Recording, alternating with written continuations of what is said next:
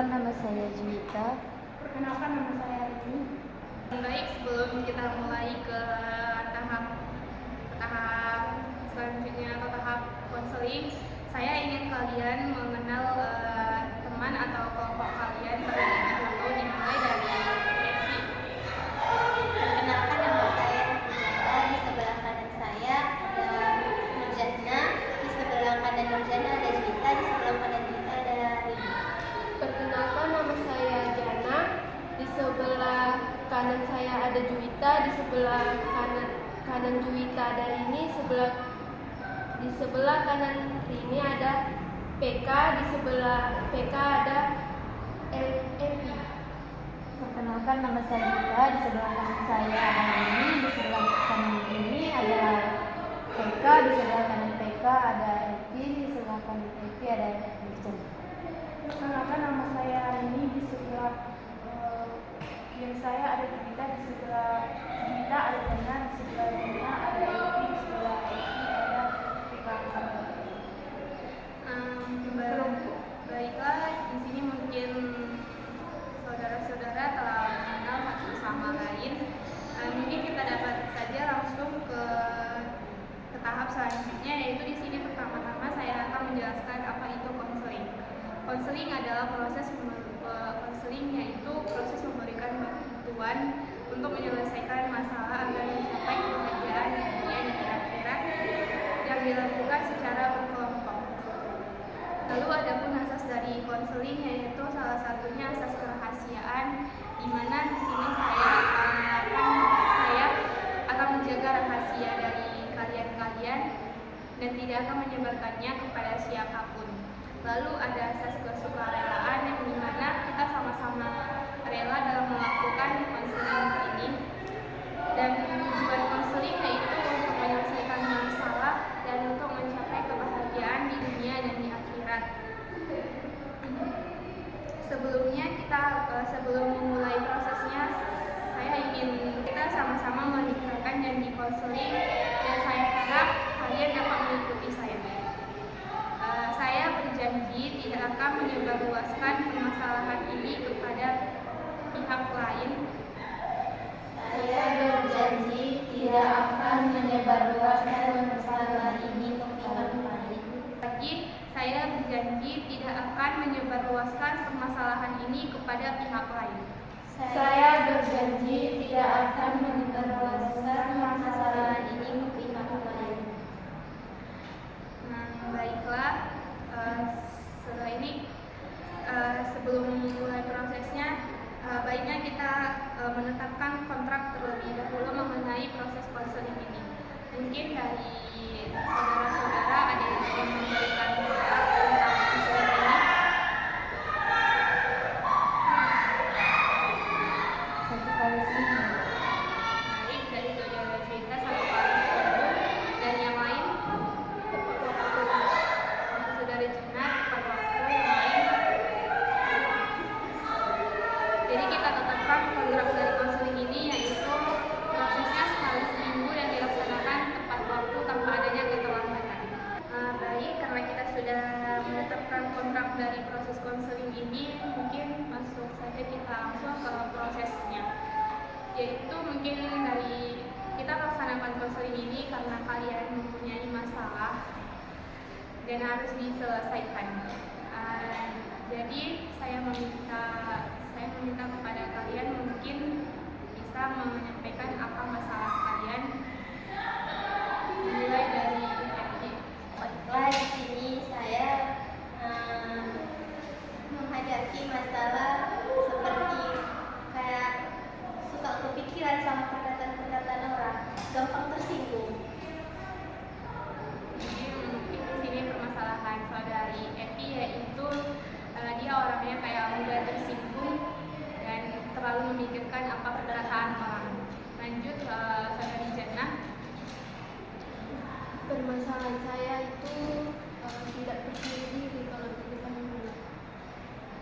Dan permasalahan saudari Jana yaitu merasa tidak percaya diri di depan umum atau grogi dan tidak pede. Lanjut dari Juwita. Masalah saya sendiri yaitu sering cemas. Ada permasalahan dari saudari Juwita yaitu terlalu cemas yang mungkin dapat memicu anxiety atau kecemasan berlebihan. Akhir ini baik di sini masalah saya tentang masalah pertemanan ini dimana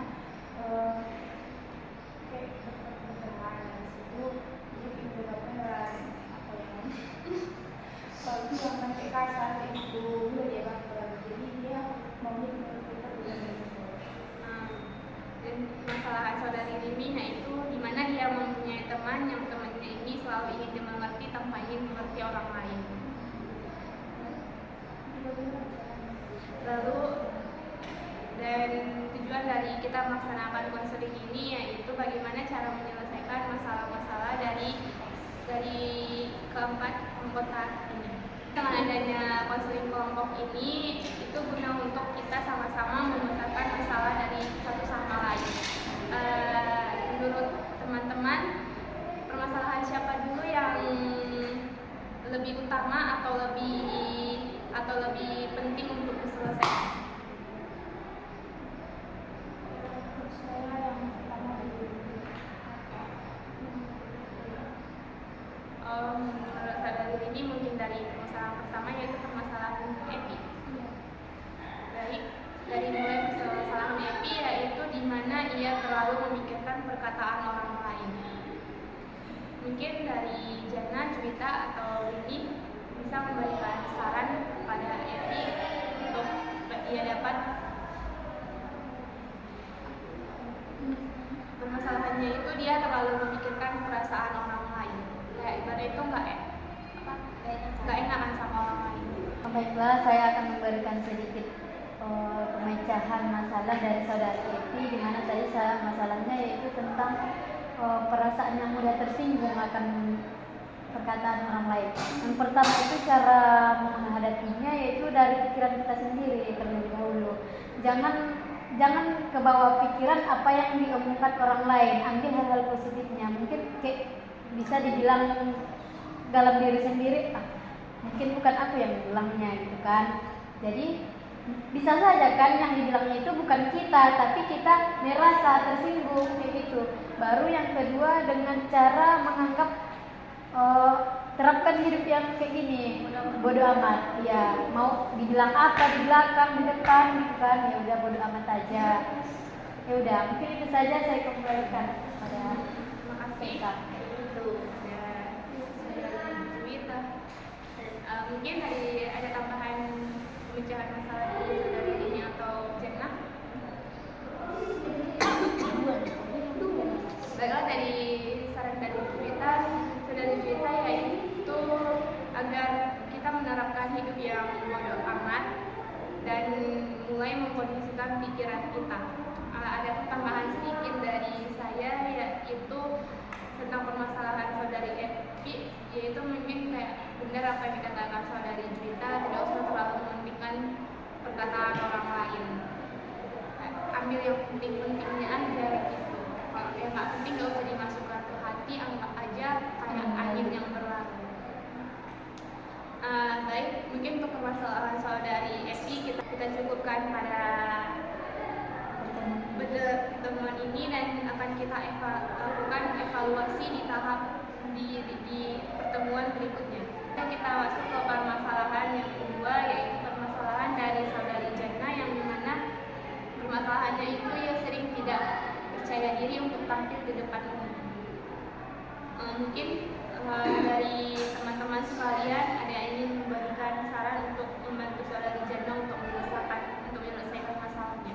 Dapat saya sendiri yaitu ada baiknya saudari Jana itu ikut organisasi kayak perkumpulan politik itu, kayak organisasi yang di luar kampus ataupun di dalam kampus itu kan bisa juga untuk kayak bisa berbaur dengan suasana lain, bisa untuk rasa percaya diri itu sebutan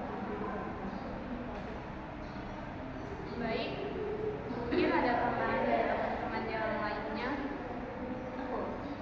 Silakan. Baiklah, di sini menurut pendapat saya tentang permasalahan dari saudari Jana, yaitu kurangnya tadi percaya diri di depan umum. Kayak sama yang dikatakan itu tadi, kayak terapkan aja apa kehidupan kayak bodoh amat apa perkataan orang, kayak kenapa orang bisa aku nggak bisa. Jadi kayak ya udah, apapun hasilnya nanti urusan belakangan. Jadi kayak kita percaya dirinya tuh kayak orang percaya dirinya tuh kayak dihilangkan dulu.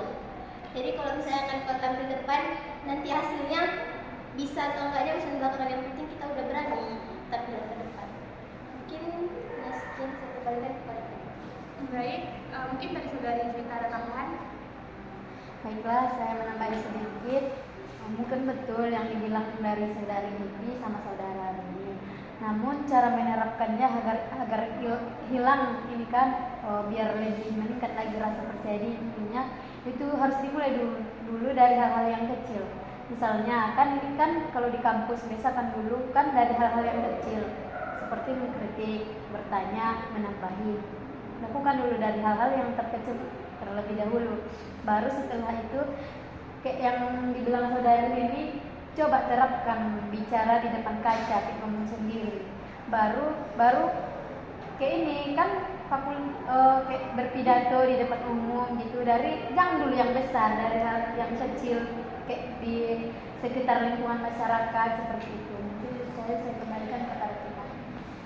Baik, dari tiga saran dari teman-teman di tahap 3 ini saya ambil kesimpulan untuk menyelesaikan permasalahan dari saudara Jana, yaitu yang pertama kita perlu untuk memperluas pergaulan yang dimulai dengan masuk organisasi baik dalam kampus ataupun luar kampus, lalu menerapkan prinsip hidup yang bodoh amat dan tidak peduli apa kata orang, dan terus yakin kalau kita juga bisa seperti orang lain, dan memulai dari hal-hal kecil seperti memberi tanggapan, kritik atau bertanya di dalam kelas. Itu dapat membantu saudari untuk meningkatkan kepercayaan diri.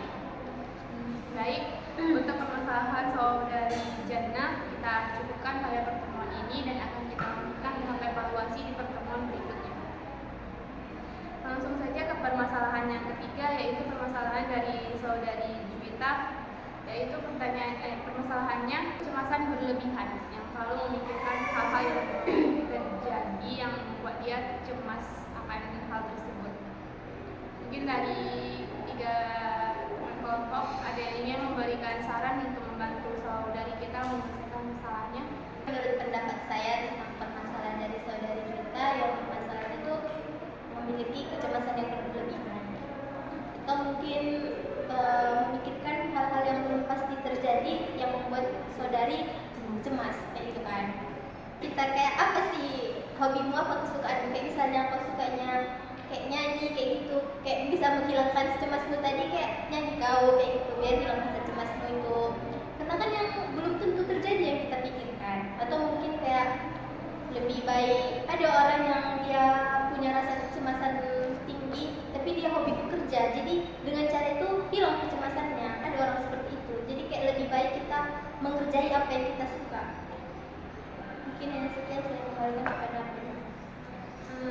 Itu saran dari saudari Evi. Mungkin dari saudari Jana atau Rini.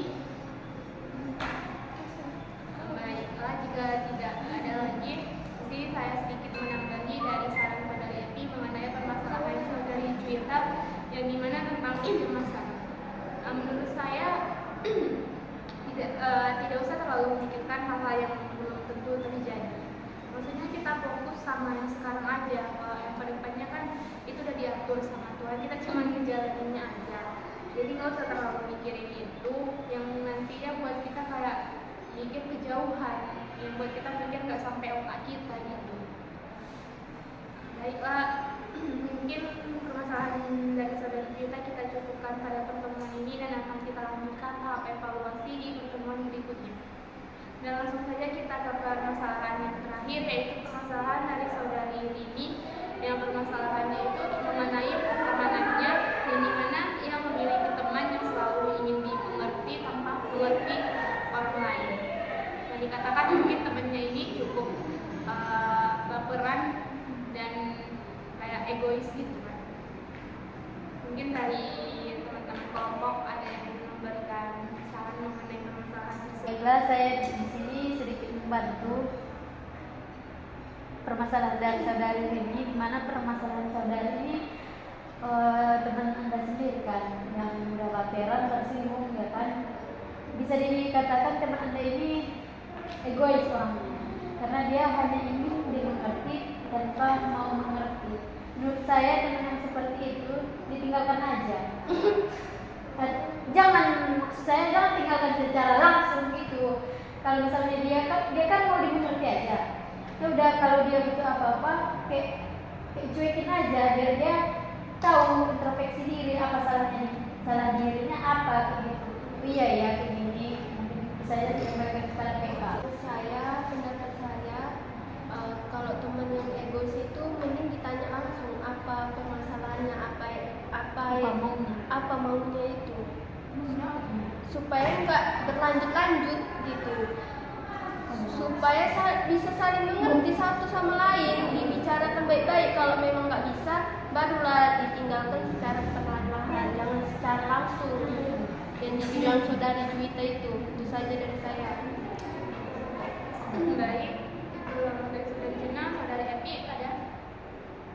Menurut saya nggak usah ditinggalkan, tapi berteman seadanya aja, sekedar aja kayak dicakapin ngomong, kalau nggak dicakapin ya udah kayak ibarat kayak jaga jarak aja. Baik, itu saran dari ketiga teman kelompok lainnya. Dan di sini saya menyimpulkan mengenai permasalahan saudari ini, yaitu kayak nggak usah terlalu memikirkan dia gitu, kayak teman sewajarnya aja. Terus kayak kalau dia, saya kan orang kayak gitu pasti kadang mut-mutan kan, kayak tiba-tiba nggak ada angin, nggak ada hujan, dia kayak diam-diaman gitu kan. Maksudnya kalau dia dalam keadaan kayak gitu, dibiarin aja, mungkin di situ dia punya pikiran lain atau apa, kan itu nanti akan membaik sendirinya. Kalau nggak kunjung membaik, ya udah biarkan aja gitu, nggak usah kayak ngemis-ngemis ke dia, biarkan aja dia gitu. Nanti juga kalau merasa apa, dia balik juga ke dia. Baik, untuk permasalahan saudari ini kita cukupkan sampai pertemuan ini, dan kita akan melakukan tahap evaluasi di pertemuan berikut. Mungkin dengan setelah berakhirnya sesi konseling kelompok ini, mungkin sesi proses konseling kita juga berakhir, dan kita akan melakukan proses selanjutnya di pertemuan kedua. Kepada teman-teman saya ucapkan terima kasih dan saya mohon maaf apabila ada kesalahan dalam penyampaian kata-kata. Assalamualaikum warahmatullahi wabarakatuh.